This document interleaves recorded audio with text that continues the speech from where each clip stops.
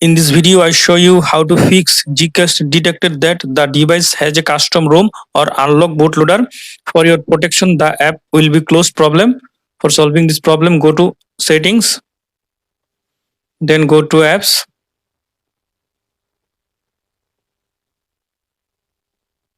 then search settings, search for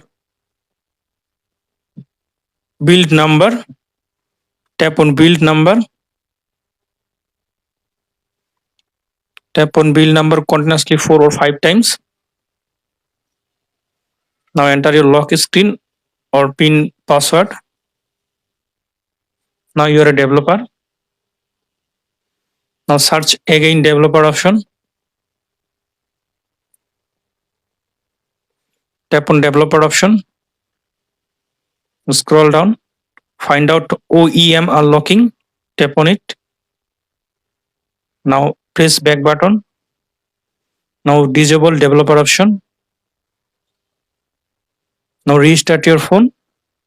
After restart your phone, I hope that this method fix GCash detected that the device has a custom ROM or unlocked bootloader.